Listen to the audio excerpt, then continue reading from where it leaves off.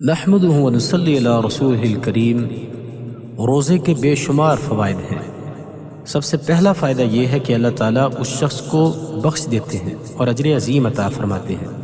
اللہ فرماتے ہیں والصائمین والصائمات والحافظین فروجہم والحافظات والذاکرین اللہ کثیرا والذاکرات اعد اللہ لہم مغفرۃ واجرا عظیما۔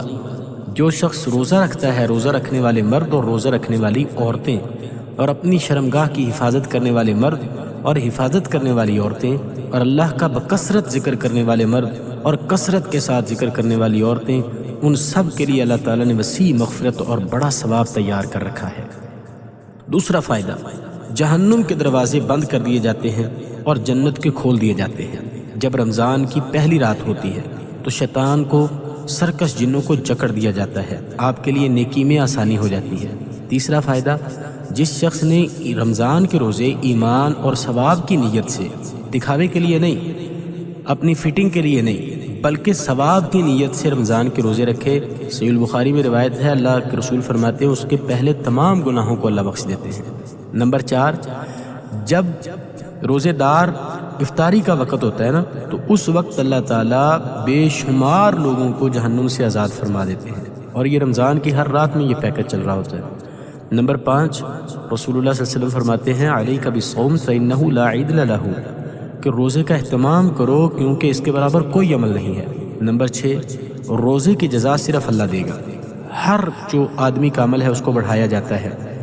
اگر آپ ایک نیکی کرتے ہیں تو آپ کو 10 گنا سے لے کے 700 گنا تک اس نیکی کو بڑھا دیا جاتا ہے۔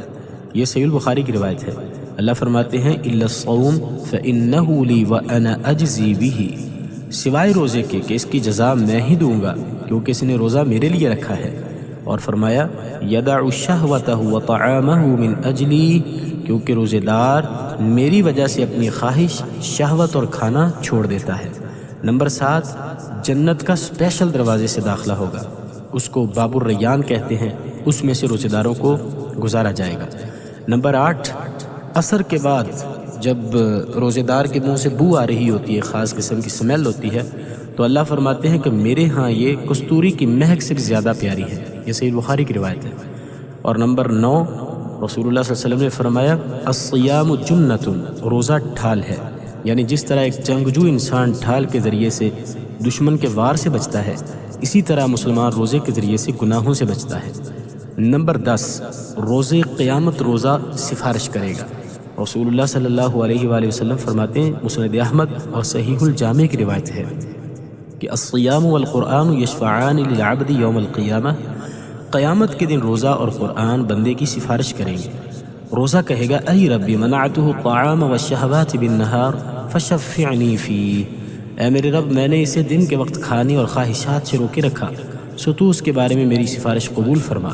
اور قرآن کہے گا میں نے اسے رات کے وقت سونے سے روکے رکھا، سو تو اس کے بارے میں میری سفارش قبول فرما۔ تو اللہ کے رسول فرماتے ہیں دونوں کی سفارش قبول کر لی جائے گی۔ السلام علیکم ورحمۃ اللہ وبرکاتہ۔